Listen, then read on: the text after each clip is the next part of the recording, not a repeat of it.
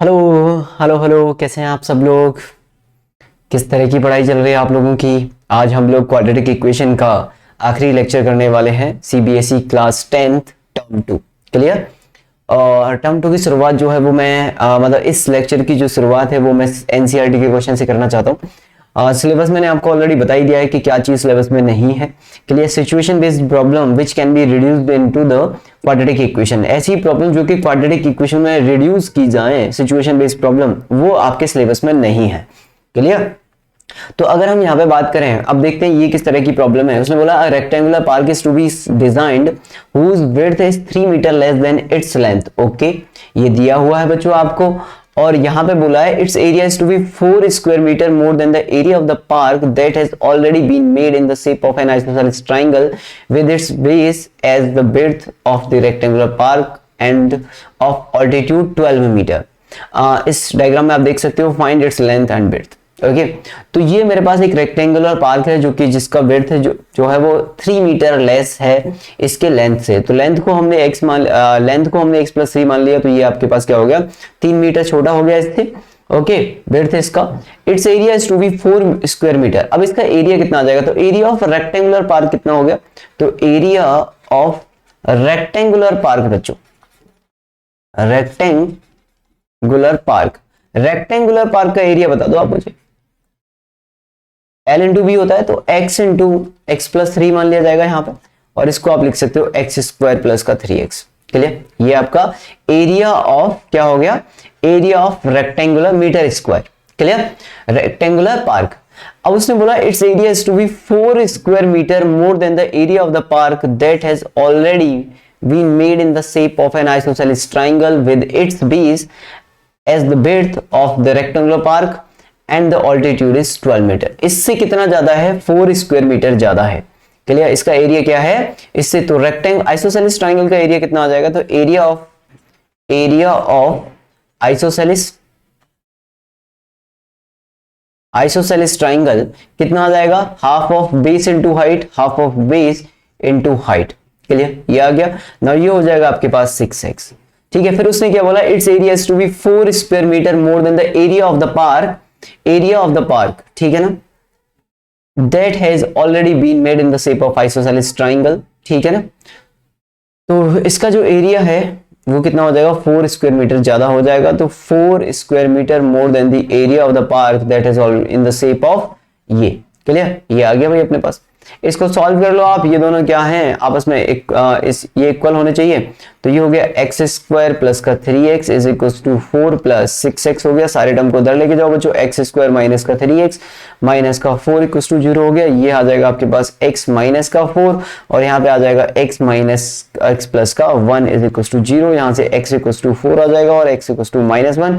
-1 तो पॉसिबल है नहीं, ये आपका रिजेक्ट हो जाएगा।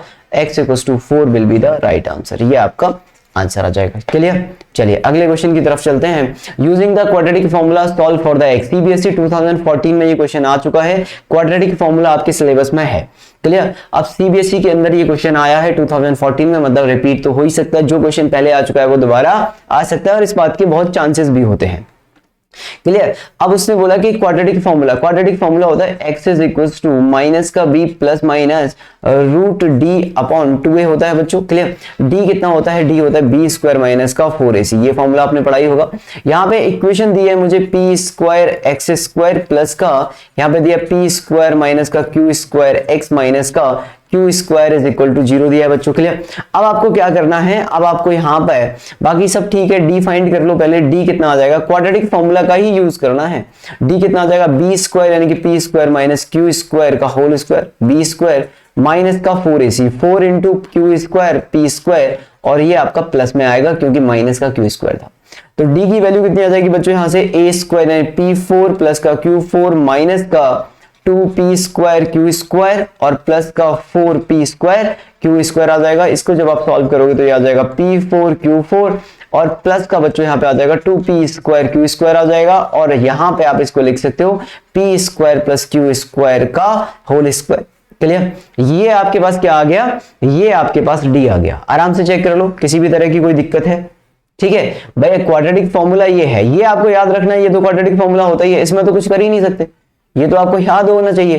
क्लियर। अब बाकी मैंने डी फाइंड कर लिया, यहाँ पे बी का काम कौन कर रहा है, P square minus Q square कर रहा है, ठीक है। ए का काम कौन कर रहा है, पी स्क्वायर कर रहा है, क्यू का काम कौन, सी का काम कौन कर रहा है, माइनस का क्यू स्क्वायर कर रहा है। फटाफट से फॉर्मूले में लगाया, ये आ गया। क्लियर। अब ना x की वैल्यू कितनी आ जाएगी, माइनस बी। तो माइनस का बी का काम कौन कर रहा था, पी स्क्वायर माइनस का Q square plus minus root का डी, ये कितना हो जाएगा, P square plus Q square का होल स्क्वायर का रूट। क्लियर। अपॉन ये कितना हो जाएगा, 2a, 2 इंटू पी स्क्वायर हो गया।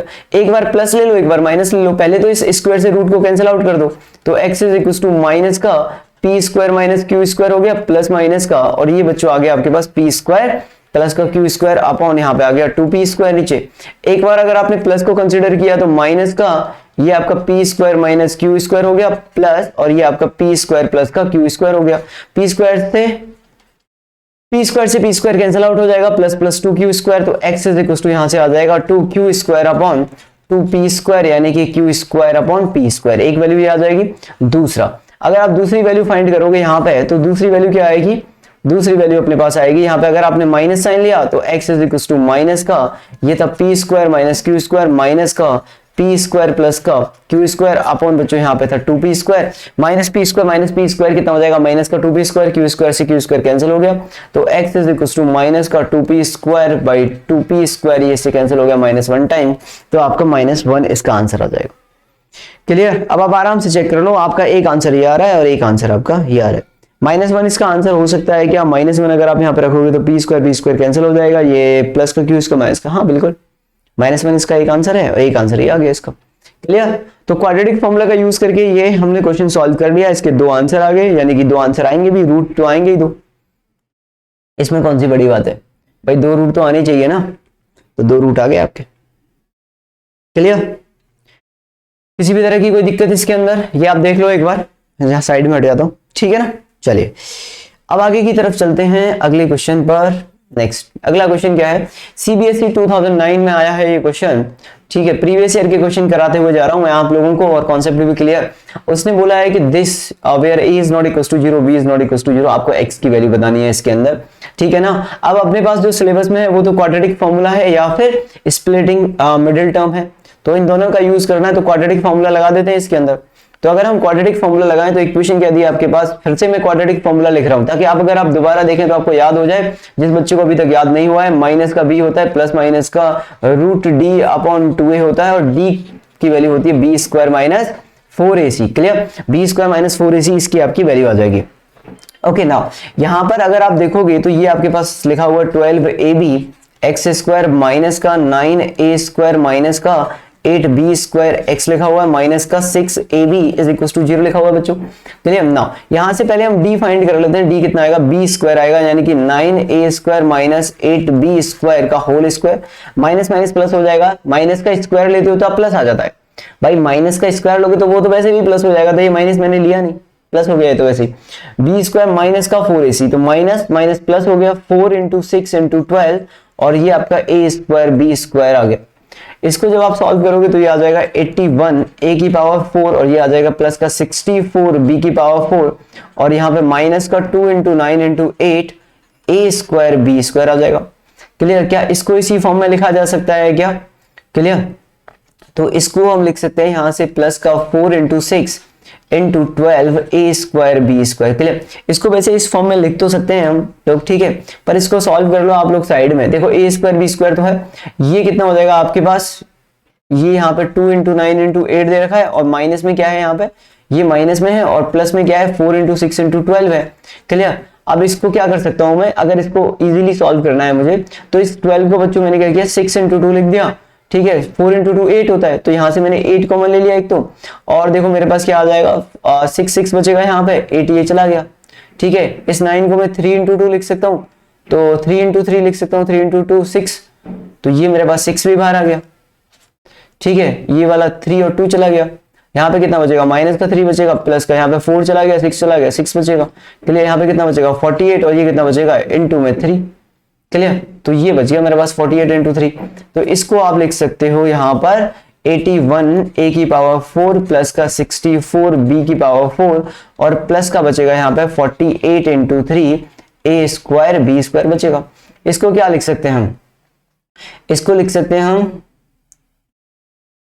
ये कितना हो जाएगा आपके पास, इसको देखो क्या लिखो, 9a स्क्वायर का होल स्क्वायर प्लस ये कितना हो जाएगा 8b स्क्वायर का होल स्क्वायर प्लस इसको क्या लिख सकते हैं 2 इंटू, ठीक है ना, 2 इंटू यहां पे इसको लिख के देखो आप 9 इंटू 8, ठीक है, 9 इंटू 8 लिखोगे तो इंटू 2 लिखोगे तो ये कितना आ जाएगा 4 144 और 48 इंटू 3 कितना होता है 24 और 44। क्लियर है, ठीक है, बात आ गई समझ में, तो दोनों सेम ही है, तो इस तरीके से लिख दिया और ये हो गया बच्चों मेरे पास a square b square. Now ये कितना हो जाएगा, ये हो जाएगा 9a square plus 8b square का होल स्क्वायर हो गया। ये मेरे पास क्या आ गया, ये मेरे पास d आ गया बच्चों, ये क्या आ गया अपने पास, ये अपने पास d आ गया।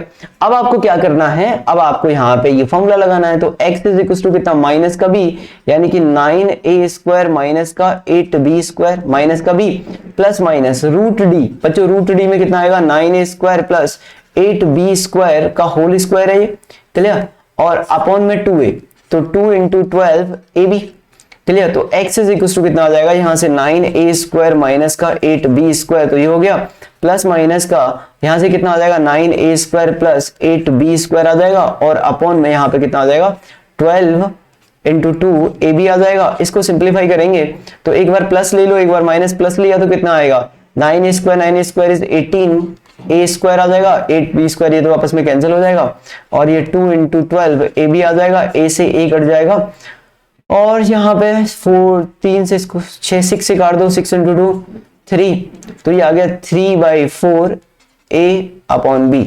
अगर आपने माइनस लिया तो माइनस से माइनस कैंसिल हो जाएगा, माइनस माइनस तो माइनस का 16b स्क्वायर अपॉन यहाँ पे आ जाएगा 2 इंटू 12 a b आ जाएगा बच्चों, b से ये b स्क्वायर कट जाएगा और ये आपका कट जाएगा 4 से 3 और 4 टाइम्स, तो ये हो जाएगा माइनस का 4/6 और यहाँ पे आ जाएगा b अपॉन a, इसको 2/3 भी लिख सकते हो बाद में आप, तो ये इसकी दो वैल्यूज आ जाएंगी यहाँ से। क्लियर, आप लोग आराम से चेक कर लो इसको, यहाँ से इसकी ये दो वैल्यूज आ रही है, ठीक है भाई, बात आ गई समझ में। तो ये कुछ ऐसे क्वेश्चन है जो देखने में काफी बड़े से लगते हैं, लेकिन इसका जो d है वो एक परफेक्ट स्क्वायर आ जाता है। परफेक्ट स्क्वायर आने से क्या होता है, वो रूट से जब निकालोगे आप बाहर तो सीधा सीधा बाहर आ जाता है, रूट और स्क्वायर आपस में नलीफाई हो जाएंगे और कट जाएंगे, तो ये आ जाएगा। क्लियर, ठीक है भाई, किसी भी तरह की कोई क्वेश्चन इस तरीके के बड़े बड़े क्वेश्चन आएंगे तो अब आप सॉल्व कर लोगे एग्जाम में, इस तरीके के बड़े बड़े क्वेश्चन आएंगे तो आप सॉल्व कर सकते हो। नाउ नेक्स्ट बात करते हैं nature of roots of a quadratic equation. ठीक है, तो मैंने मान लिया यहाँ पे कि लेट अ क्वाड्रेटिक इक्वेशन, ठीक है ना, आपके पास क्वाड्रेटिक इक्वेशन क्या है, लेट अ क्वाड्रेटिक इक्वेशन, बच्चों क्वाड्रेटिक इक्वेशन दी अपने पास ax स्क्वायर प्लस का bx plus c is equal to 0 where a is not equal to 0, where a is not equal to 0 and ABC belongs to R। ये अपने को दिया हुआ है यहाँ पे, ये अपने पास क्या हो गई, एक क्वाड्रेटिक इक्वेशन हो गई। नेचर ऑफ रूट्स के बारे में जानना है अपने को, नेचर ऑफ रूट्स के बारे में जानना है कि रूट्स का नेचर क्या होगा। ठीक है ना, नेचर मतलब क्या होता है, मतलब किस तरह की उनकी प्रवृत्ति है, रूट्स इक्वल होंगे या फिर रूट्स डिफरेंट होंगे या फिर रूट्स इमेजिनरी होंगे, ये सारी की सारी कहानी जो है वो डी पे डिपेंड करेगी। अब क्लियर कि रूट्स का नेचर अगर आपको बताना है तो वो किस पे डिपेंड करेगा, वो किस पे डिपेंड करेगा, फटाफट से मेरे साथ बोलो, किस पे डिपेंड करेगा, डी पे डिपेंड करेगा। क्लियर, अब यहाँ पर जो डी होता है वो क्या होता है, डी इज इक्वल टू होता है बी स्क्वायर माइनस का 4ac होता है। भाई ये डी तो आपको याद रखना ही पड़ेगा, इसमें तो मतलब कुछ बोल नहीं सकते, अब ये तो आपको याद ही रखना पड़ेगा, है ना। अब इस पे ये डिपेंड करेगा, d is equal to B square minus 4ac हो गया। अब आप बोलोगे सर इस पे कैसे डिपेंड करेगा, बड़ी सिंपल सी कहानी है। देखिए पहली चीज अगर मैं आपको बताऊं कि अगर आपका d बच्चों पॉजिटिव आता है, d कैसा आ रहा है, positive, then roots are real and distinct, then roots are real and distinct. Roots कैसे हो जाएंगे आपके, रियल होंगे एंड डिस्टिंक्ट होंगे या फिर डिफरेंट, डिस्टिंक्ट बोलो या डिफरेंट बोलो एक ही बात है। तो जो दोनों रूट होंगे आपके वो डिफरेंट होंगे। अगर आपका डी पॉजिटिव आता है तो रूट्स कैसे होंगे आपके, रियल एंड डिस्टिंक्ट होंगे। क्या इस लाइन को अंडरलाइन कर लिया जाए, क्या इस वाली लाइन को अंडरलाइन कर दें हम ताकि आपको याद रहे, ये real and distinct, real and distinct या फिर रियल एंड डिफरेंट। क्लियर है, ओके। अब दूसरी बात जो है, अगर किसी बच्चे ने बोला कि सर अगर डी 0 हो जाए तो भाई डी तो जीरो भी हो सकता है। अगर जीरो हो जाए तो बच्चों roots are real and equal, तो रूट्स आर रियल भी होंगे आपके, रियल एंड इक्वल भी होंगे। तो रूट्स कैसे हो जाएंगे आपके, इक्वल एंड रियल होते हैं। अगर आपका डी जीरो आता है तो रूट्स कैसे हो जाएंगे आपके, रियल और इक्वल हो जाएंगे। क्लियर। तीसरा मतलब जैसे रूट हो गया 2,2, 5,2, -3/2 -3/2, मतलब इक्वल रूट्स आएंगे, अल्फा और बीटा दोनों की वैल्यू सेम आएगी। तीसरा, अब किसी बच्चे ने बोला सर डी पॉजिटिव भी हो गया, सर डी जीरो भी हो गया, डी नेगेटिव भी हो सकता है। अगर बच्चों डी कभी आपका नेगेटिव हो जाए तो रूट्स आर इमेजिनरी, तो रूट्स आर इमेजिनरी, तो रूट्स कैसे हो जाएंगे आपके, roots are imaginary and distinct, roots are imaginary and distinct या फिर डिफरेंट। इमेजिनरी रूट वैसे भी डिफरेंट ही आते हैं, ठीक है ना, roots are imaginary and different.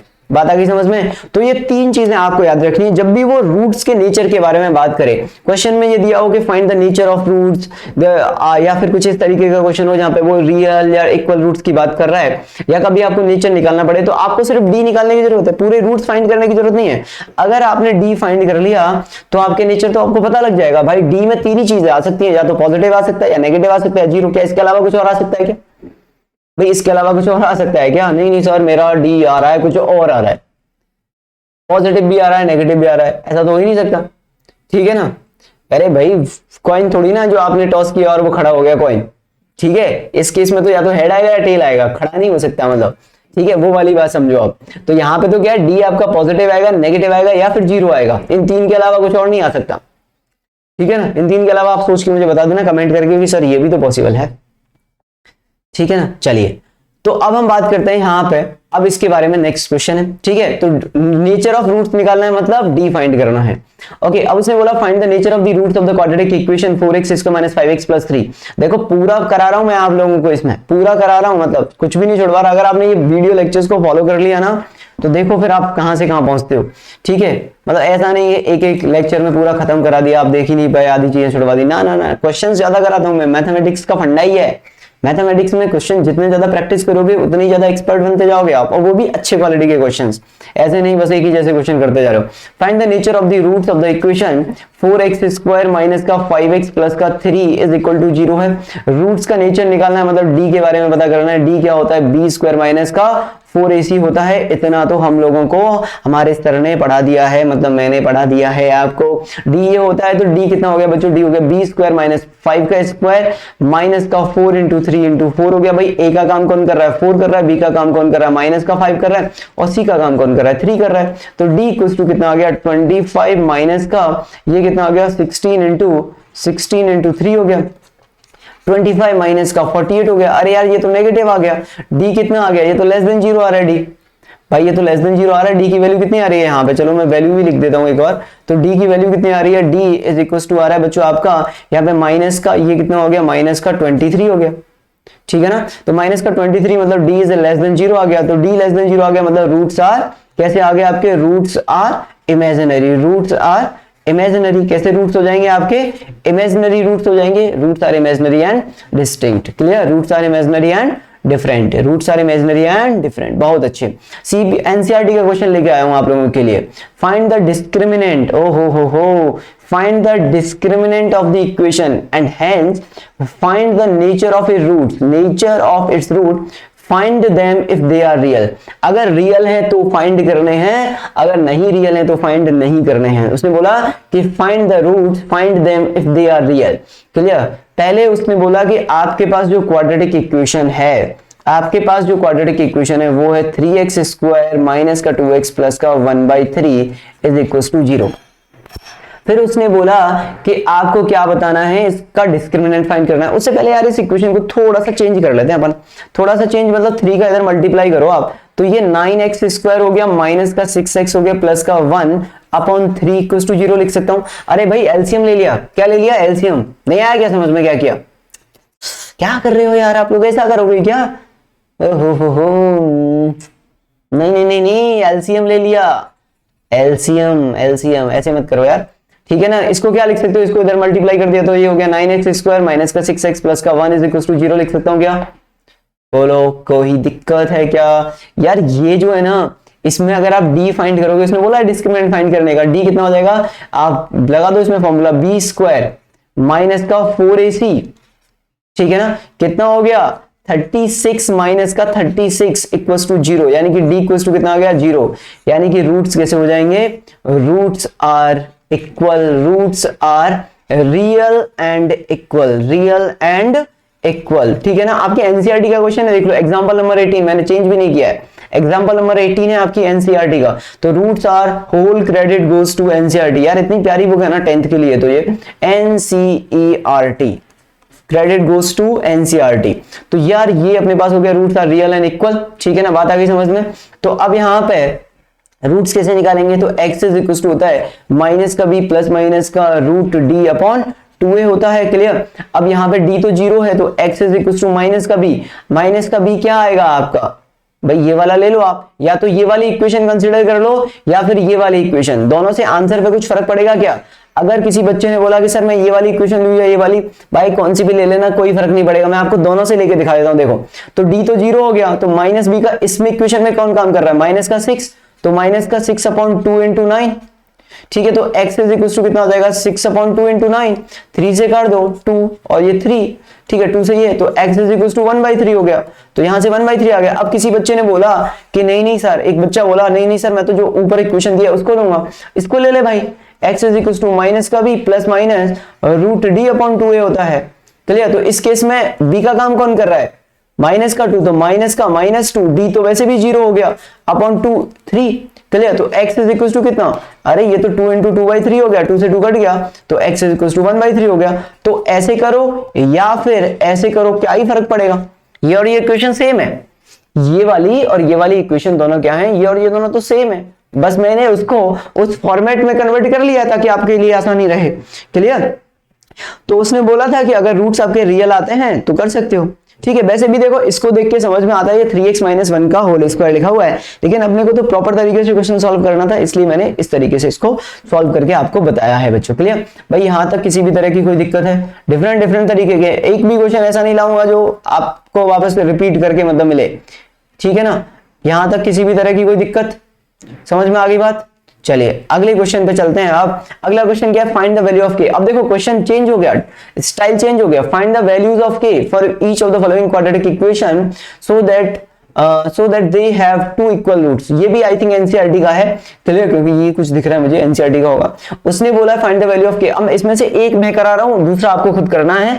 So that they have two equal roots, कैसे रूट्स हैं, इक्वल रूट्स। अच्छा ये आप कर लेना खुद से, ये आपको सेल्फ करना है, सेल्फ एट योर होम, ठीक है ना, अपने घर पे आपको खुद करना है। ये मैं आपको यहाँ पे अभी करा देता हूं, क्लियर। एक ही जैसे दो क्वेश्चन कराने का क्या मतलब है, उसने क्या बोला है, इक्वल रूट्स हैं, क्या बोला है, इक्वल रूट्स हैं। इक्वल रूट्स का मतलब क्या होता है, d इक्वल्स टू 0 है भाई, इक्वल रूट्स का मतलब d इक्वल्स टू 0। यहाँ पे क्या दिया है, k इंटू एक्स, और यहाँ पे दिया है x - 2 और प्लस का 6 इक्वल्स टू 0।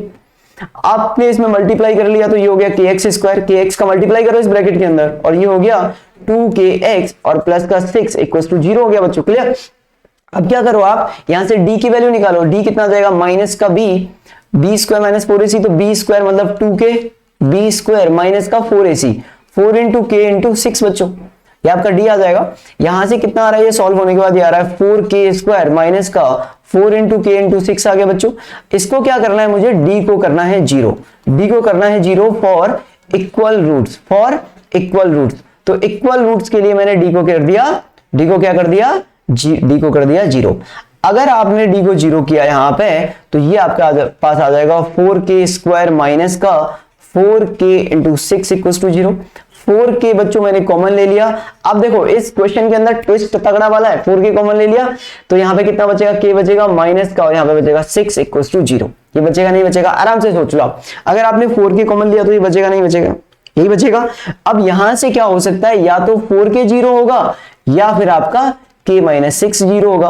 4k 0 होने का मतलब होता है k इक्वल्स टू 0 का होना, और ये इसका मतलब होता है k इक्वल्स टू 6 का होना। ये सॉल्यूशन रिजेक्ट हो जाएगा, k equals to 0 is rejected, और ये आपका आंसर होगा। अब क्वेश्चन ये है कि ऐसा हुआ क्यों, ऐसा हुआ क्यों सर, ये बता दो, क्यों का आंसर दो। हम तो मैथ्स वाले बच्चे हैं, अपने को तो क्या चाहिए, क्यों का आंसर चाहिए। तो बेटा क्यों का आंसर ये है, क्यों का आंसर क्या है, क्यों का आंसर ये है कि अगर आपके पास क्वाड्रेटिक इक्वेशन ये है, अगर आपके पास ये क्वाड्रेटिक इक्वेशन है तो इसमें लीडिंग कोफिशिएंट जीरो नहीं होता है। Leading coefficient is not equals to zero, मतलब k is not equals to zero.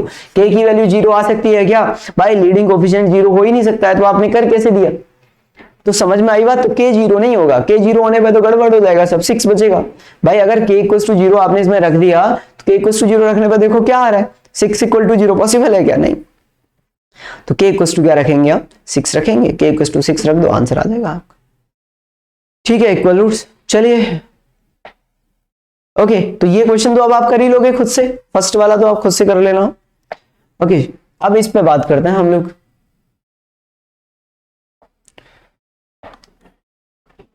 So that the equation has real and distinct roots for all the value of, आपको ये prove करना है कि a की हर एक वैल्यू के लिए ये इक्वेशन रियल रूट्स रखती है, real and distinct root a की, so that the equation this has a real and distinct roots for all the real values of a की जो चाहे वो वैल्यू ले लो, इसमें जो आपका रूट्स आएंगे वो रियल और डिस्टिंक्ट आएंगे।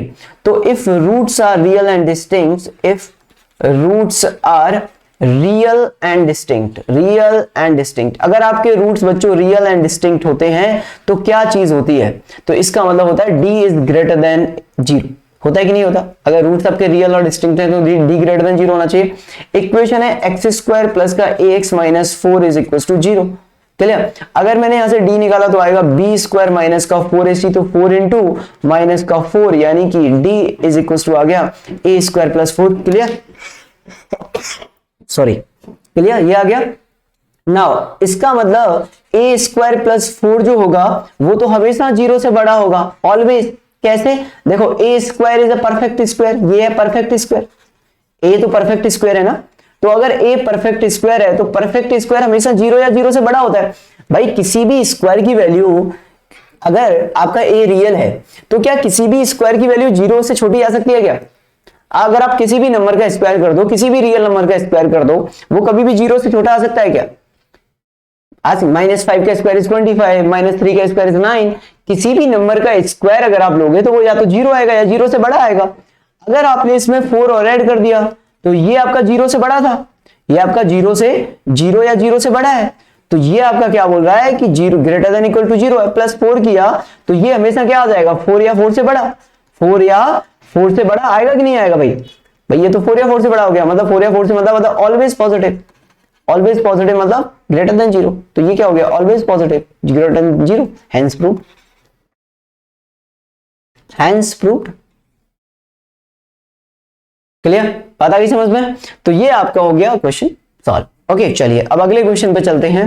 ठीक है, फाइंड, अरे ये तो मैंने ऑलरेडी डन। अच्छा, ये क्वेश्चन 2017 में आया, देखो अभी अभी मैंने आपको जो क्वेश्चन कराया थोड़ी देर पहले, ये वाला क्वेश्चन 2017 के सीबीएसई में आ चुका है, मतलब इस बार भी आ सकता है, सीबीएसई में रिपीट हो जाते हैं क्वेश्चंस, तो ये तो ऑलरेडी डन। ठीक है ना? प्रीवियस स्लाइड देख लो, done. Next question, find the value of k for which the quadratic equation this has two real and equal roots, two real and equal roots. इसने क्या बोला? इस क्वाड्रेटिक इक्वेशन के जो रूट्स हैं वो रियल हैं एंड इक्वल हैं। सीबीएसई 2014 में आया हुआ क्वेश्चन है, सीबीएसई 2014 में आया हुआ क्वेश्चन है। इस क्वाड्रेटिक इक्वेशन के जो रूट्स हैं वो रियल एंड इक्वल हैं। k plus 4 x square plus k plus 1 x plus 1 equals to 0। ये जो क्वेश्चंस होते हैं उनका जो क्वाड्रेटिक इक्वेशन होता है वो थोड़ा बड़ा सा होता है, और कई बच्चे इस सिर्फ इतने बड़े क्वाड्रेटिक को देख के भाग जाते हैं। यार अगर आप अपने आप को एवरेज से भी नीचे समझ रहे हो तो भी आपको इस तरीके के क्वेश्चन को देख के भागने की बिल्कुल भी जरूरत नहीं है। आप तो बस की पॉइंट याद रखना, यार ये मैथमेटिक्स है, रटने की जरूरत नहीं है। आप सिर्फ की पॉइंट याद रखो कि रूट्स अगर इक्वल हैं, भाई बेसिक मैथमेटिक्स तो आती होगी ना, 9 10th में तो आप हो ही अभी। भाई अगर आपको 6-7 तक की कैलकुलेशन आती है, चीजों को कैसे कैलकुलेट करते हैं, फिर तो क्या ही है इस क्वेश्चन में। उसने बोला रियल रूट क्या है? इक्वल और रियल है, ये तो मैंने आपको बताया, रियल और इक्वल रूट में तो d 0 होता है। अब यार आपको इतना पता होना ही चाहिए कि d मतलब b स्क्वायर माइनस 4ac होता है, तो इसको 0 से इक्वेट कर देंगे। b स्क्वायर मतलब b का काम कौन कर रहा है? k प्लस 1, तो k प्लस 1 का स्क्वायर माइनस का 4ac, a इंटू c का काम 1 का a का काम कर रहा है k प्लस 4। इक्वल टू कितना आना चाहिए, 0 आना चाहिए। ये कितना हो गया बच्चों, के स्क्वायर हो गया प्लस का 2k हो गया प्लस का 1 हो गया और माइनस का यहाँ पे 4k हो गया और प्लस का और माइनस का 16 हो गया, माइनस का 16 इक्वल टू 0 आ गया। यहां से इसको सॉल्व किया तो के स्क्वायर 2k और माइनस का 4k तो माइनस का 2k बचेगा और 1 और ये कितना बचेगा आपका माइनस का 15 बचेगा बच्चों। तो माइनस का यहाँ पे कितना हो गया 15 इक्वल टू 0। इसको मिडिल टर्म से स्प्लिट करोगे तो मल्टीप्लाई करने पे 15 आना चाहिए माइनस का, प्लस करने पे माइनस का 2, तो 5 और 3 हो गया तो k माइनस 5 आ जाएगा एक, और एक आपका k माइनस k प्लस का 3 आ जाएगा इक्वल टू 0। तो k की वैल्यू एक तो आ जाएगी 5 और एक आ जाएगी आपके पास यहां से -3। क्लियर? क्या दोनों वैल्यूज आंसर में आ सकती हैं क्या? तो उसके लिए अपने को चेक करना है कि लीडिंग कोफिशिएंट, ये ऑलवेज चेक करना आप, leading coefficient is not equal to 0, यानी कि k plus 4 is not equal to 0, यानी कि k is not equal to -4। k की वैल्यू -4 है क्या? बिल्कुल भी नहीं है भाई। k को किस पे दिक्कत थी, कौन सी वैल्यू पे k को दिक्कत थी, -4 पे, तो -4 तो आंसर आ ही नहीं रहा, 5 आ रहा है, -3 आ रहा है, तो आंसर है। चलिए अगला क्वेश्चन करते हैं। ओहो ये थोड़ा डिफरेंट क्वेश्चन हो गया, ये तो इंपॉर्टेंट क्वेश्चन है भाई, देख लो आप। ये क्या है, ये आपका स्टार लगा देता हूं। स्टार का मतलब क्या होता है, इंपॉर्टेंट ही होता है ना। आप लोग स्टार लगाते हो, 3 स्टार लगा दिए मतलब इंपॉर्टेंट है, 5 स्टार लगा दिए तो मतलब बहुत ही ज्यादा इंपॉर्टेंट है ना। तो 3 स्टार लगा दिए मतलब इंपॉर्टेंट है क्वेश्चन। ओके, अपने हिसाब से आप इसमें 5 भी लगा सकते हो वैसे, क्योंकि डिफरेंट क्वेश्चन है।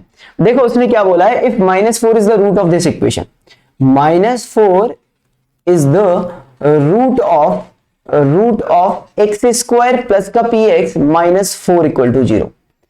अगर -4 इसका रूट है तो -4 will satisfy the equation. It means -4 will satisfy the equation, yes और नो। आप इस बात से सेटिस्फाई द इक्वेशन, आप इस बात से अग्री करते हो कि नहीं करते? अगर -4 इसका रूट है तो इसको सेटिस्फाई करेगा। सेटिस्फाई करने का मतलब हो गया x की जगह पे -4 रख दो इसमें, तो -4 का square plus p into -4 minus का 4 इक्वल टू 0, 16 माइनस का 4p माइनस का 4 इक्वल टू 0। ये हो गया आपके पास यहां पर 12 माइनस का 4p इज इक्वल टू 0। ये हो गया 4p is equal to 12, then p is equal to 3। तो p की वैल्यू कितनी आ गई मेरे पास, 3 आ गई। अब उसने क्या बोला है, दूसरी लाइन सुनो आप ध्यान से।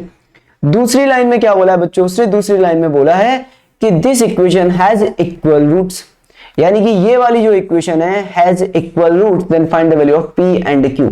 अच्छा p की वैल्यू तो हमने फाइंड कर ली, ये तो एक आंसर तो आ गया मेरे पास। q की वैल्यू और फाइंड करनी है मुझे। उसने क्या बोला, उसने इक्वेशन में बोला है अब कि एक्स स्क्वायर प्लस का px और प्लस का q equals to 0 has equal roots, और इक्वल रूट्स का मतलब क्या होता है बच्चों, d इक्वल्स टू 0 होता है। अब यार d इक्वल्स टू 0 यहां पे आप सॉल्व कर लो, b स्क्वायर माइनस का 4ac इक्वल टू 0। p की वैल्यू आपको ऑलरेडी पता है 3, तो ये हो गया 3 का स्क्वायर माइनस का 4q इक्वल टू 0। ये हो गया 9 माइनस का 4q इक्वल टू 0 बच्चों। ये हो गया 4q इज इक्वल टू 9 हो गया, then q is equal to 9/4 हो गया। हमसे पूछा था उसने p और q की वैल्यू, हमने p और q की वैल्यू फाइंड कर दी, ये आपका आंसर आ गया। तो p आ रहा है 3 और q आ रहा है 9/4 आ रहा है। क्लियर? तो ये क्या था, दो क्वाड्रेटिक इक्वेशन का एक मिक्स क्वेश्चन था, जो कि अपने आप को काफी थोड़ा हटके बना लेता है, इंपॉर्टेंट बना लेता है, और एग्जामिनर इस तरीके के क्वेश्चन सीधे सीधे उठा के आपको दे देते हैं। तो इस तरीके के क्वेश्चन इंपॉर्टेंट होते हैं, इस तरीके के क्वेश्चन पे आपको काम करना चाहिए। क्लियर? तो अगर मेरे अलावा भी अगर आप कभी भी कोई सैंपल पेपर सॉल्व करें, क्लियर, तो उसमें अगर इस तरीके का कोई क्वेश्चन दिख जाए तो एटलीस्ट उसको एक बार जरूर देख लें। ओके, क्योंकि इस तरीके का क्वेश्चन काफी इंपॉर्टेंट होता है और ज्यादातर बच्चे छोड़ के भी आने की संभावना रहती है कि मोस्ट ऑफ द स्टूडेंट इस क्वेश्चन को क्या करेंगे, स्किप करेंगे। चलिए अगला क्वेश्चन, क्योंकि देखो सीबीएसई 2015 में तो सेम इसी तरीके का क्वेश्चन आया भी है, 2015 में इसी तरीके का क्वेश्चन आया सेम। क्लियर? तो अब इस क्वेश्चन में क्या बोला उसने, इस क्वेश्चन में सेम क्वेश्चन है कि -2 is the root of this equation, then find the value of k so that the roots of this equation are equal. ठीक है, आपको k की वैल्यू बतानी है, k की वैल्यू बतानी है जिससे कि इस इक्वेशन के रूट्स क्या आ जाएं, आर इक्वल आ जाए। क्लियर? उसने पहले स्टेटमेंट में क्या बोला है कि -2, पहले स्टेटमेंट में क्या बोला बच्चों, -2 is the root of 3x² plus का 7x प्लस का p इक्वल्स टू 0। इसका मतलब -2 will satisfy the equation, will satisfy the equation, yes or no, will satisfy the equation। भाई इक्वेशन को सेटिस्फाई करेगा कि नहीं करेगा? इसका मतलब क्या हुआ कि 3 और -2 का square plus 7 into -2 plus p is equal to 0 आएगा। ना यहां से 3 इंटू 4 हो जाएगा ये, प्लस और माइनस का डायरेक्ट 14 लिख सकता हूं इसको, plus p is equal to 0। ये हो गया 12 माइनस का 14 प्लस का p इज इक्वल टू 0 बच्चों। यहां से आ गया p माइनस 2 इक्वल टू 0, इसका मतलब p इक्वल टू 2। लेकिन अपने को p की वैल्यू नहीं बतानी है, अपने को k की वैल्यू बतानी है। लेकिन k की वैल्यू निकालने के लिए आपको इसकी जरूरत पड़ेगी ही। चलिए अब चलते हैं p की वैल्यू पर। फिर उसने क्या बोला है? फिर उसने बोला है यहां पर कि x² प्लस का k और 4x plus k minus 1 plus p equals to 0 has equal roots. कैसे रूट्स हैं इसके? Equal root. देखो इसमें थोड़ा सा अब आपको मैनिपुलेशन करना पड़ेगा, क्वेश्चन थोड़ा अच्छा है, ठीक है? तो क्वालिटी थोड़ा सा ध्यान रखिएगा, मतलब क्वेश्चन क्वालिटी का है।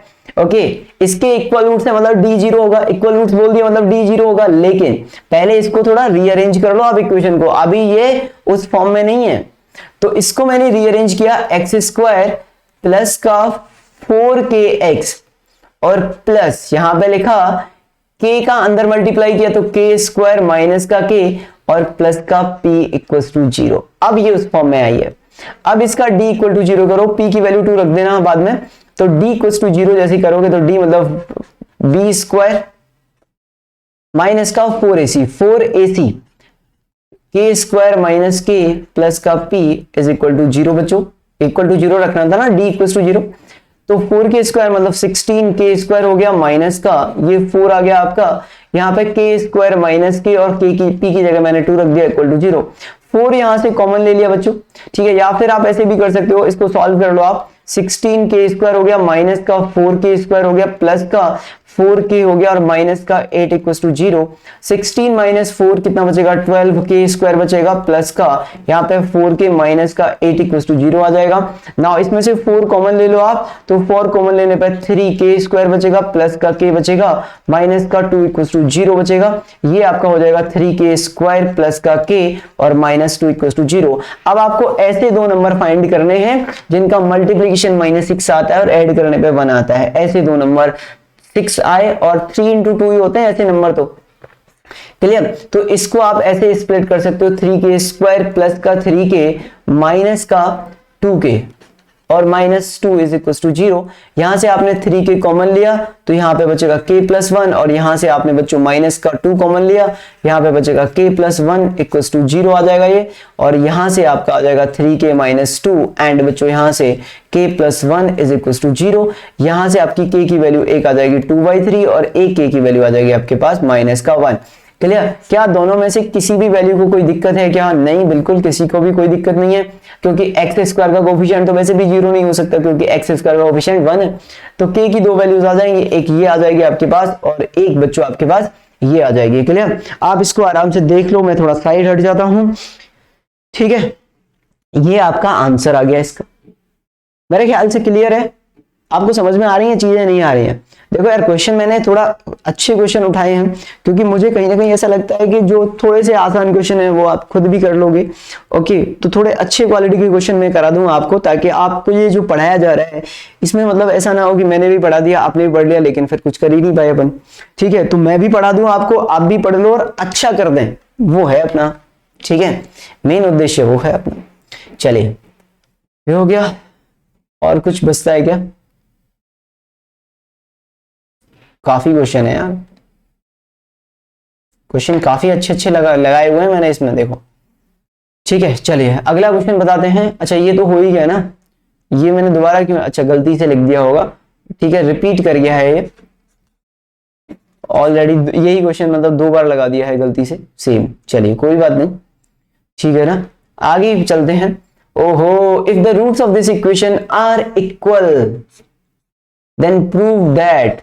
और ये क्वेश्चन कितना इंपॉर्टेंट है आप देखो, 2002 में आया कंपार्टमेंट में, फिर 2006 में आया, फिर 2017 में आया, हो सकता है उसके बाद भी आया हो।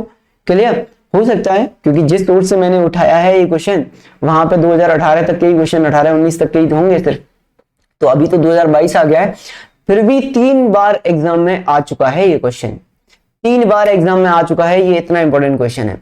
उसने क्या बोला है, if the roots of the equation are equal, इस इक्वेशन के रूट्स इक्वल हैं, आपको 2b = a + c को प्रूव करना है। इक्वेशन क्या दी है बच्चों आपके पास, b - c x² प्लस का c - ax और प्लस का a - b = 0। अच्छा, जैसे ही हम देखते हैं कि रूट्स इक्वल हैं, उसने बोला रूट्स आर इक्वल, तो मतलब d = 0 कर देते हैं अपन, यही करते हो ना, रूट्स आर इक्वल मतलब d = 0। अब इसमें अगर आप d निकालोगे तो इसमें d निकालोगे तो कितना आएगा आपका आंसर, तो इसमें आपका जो आंसर आएगा, इसका एक और तरीका बताऊंगा मैं अभी आपको, d = 0 लिखोगे तो b² - 4ac, तो ये ब्रैकेट है, ये c नहीं है, इसको c में समझ लेना है ना, तो b² मतलब c - a का स्क्वायर माइनस का 4ac, 4a - b और b - c। अब आप इसको ऐसे करने की कोशिश करोगे, क्लियर, फिर इसमें क्या करोगे आप, फिर इसमें आप बोलोगे सर इसको सॉल्व कर लेते हैं, ठीक है, तो इसको कैसे सॉल्व किया जाएगा, इसको आप ओपन करोगे, फिर c² + a² माइनस का 2ac ऐसे लिखोगे, फिर माइनस का 4, इन दोनों ब्रैकेट्स को मल्टीप्लाई करोगे तो ये आ जाएगा आपके पास ab, और यहां से आ जाएगा आपके पास -b², फिर यहां से आ जाएगा माइनस का ac और यहां से आ जाएगा प्लस का bc, ठीक है ना, = 0। फिर इसको आप सिंप्लीफाई करके लिखोगे c² a² माइनस का 2ac माइनस का 4ab और माइनस माइनस प्लस का 4b² और यहां से माइनस माइनस प्लस का 4ac और यहां से माइनस का 4bc लिखोगे = 0। अच्छा, ये 2ac और ये 4ac आपस में मिलके c² + a² प्लस का 2ac बना लेंगे, और यहां से कितना हो जाएगा, ये आपके पास हो जाएगा प्लस का 4b², और बच्चों यहां से कितना आ रहा है आपके पास, माइनस का 4ab आ रहा है और माइनस का 4bc = 0 आ रहा है। अच्छा, ये जो इतना पार्ट है वो a + c का होल स्क्वायर लिखा हुआ है, देख लो आप चेक करके आराम से, मैं कुछ नहीं बोल रहा हूं, a² + b² प्लस का 2abc 2ab, क्लियर, तो ये a + c का होल स्क्वायर है, प्लस इसमें से मैंने बच्चों क्या किया, 4b कॉमन ले लिया पूरे में से, इस पूरे में से 4b कॉमन ले लिया तो यहाँ पे b बचेगा, यहाँ पे 4b कॉमन ले लिया तो b बचेगा, यहाँ पे कितना बचेगा, माइनस का a बचेगा, और यहाँ पे कितना बचेगा, माइनस का c बचेगा, क्लियर, ये आ गया। क्या करोगे अब, ये आ गया, अब इसमें क्या करोगे,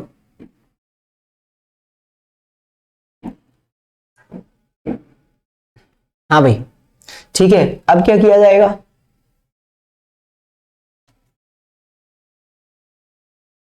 भाई अगर d = 0 आता है तो ऐसे करते, ठीक है, तो d = 0 पे a + c का होल स्क्वायर हो गया प्लस का 4b b - a + c = 0 आ गया। अब क्या करें भाई, अब क्या करें, तो अब किस तरीके से क्वेश्चन सॉल्व किया जाए।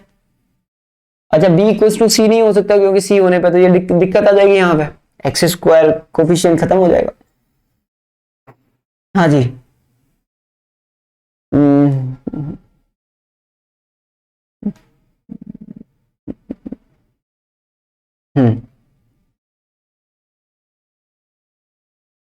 फंस गए यहाँ पे, समझ रहे हो बात को, इस क्वेश्चन को हमने सॉल्व किया, हम यहाँ पे फंस गए d = 0 करने से, जबकि ये क्वेश्चन 3 लाइन का है, 3 लाइन में सॉल्व हो जाएगा, जबकि ये क्वेश्चन 3 से 4 लाइन लगेंगी मुश्किल से, ठीक है, तो यहाँ पे आके क्या हो गया, अपन फंस गए, ठीक है। अब अपने को समझ में नहीं आ रहा कि सर ये कैसे प्रूफ करें, 2b = a + c, 2b = a + c कैसे प्रूफ किया जाए, ठीक है ना। तो इसके लिए क्या करेंगे हम लोग यहां पे, तो इसका मतलब ये है कि अगर ये तो देखो परफेक्ट स्क्वायर है, अगर दो चीजों का सम आपका 0 आ रहा है तो इसका मतलब दोनों को ऐड होगी, एक पॉजिटिव होगी एक नेगेटिव होगी तभी 0 आ सकता है, या फिर दोनों 0 हो जाए तब आ सकता है, क्लियर, अदरवाइज तो कैसे 0 आएगा। तो अब इसमें क्या करेंगे हम लोग, ठीक है, आपने ऐसे देख लिया, अब देखो, अब आप इस क्वेश्चन को ध्यान से देखो, इसके अंदर क्या है, ठीक है, मैं इसको इरेज कर रहा हूं, ठीक है, ये आपने देख लिया, ठीक है, तो इस तरीके से जाओगे तो क्या हो जाएगा, फंस जाओगे, क्लियर, इस तरीके से जाओगे तो क्या हो जाएगा, फंस जाओगे, फंस गए यहाँ पे, क्लियर, क्योंकि इक्वल रूट्स मतलब सही बात है d = 0 होता है, लेकिन आप लोग फंस जाओगे, क्लियर।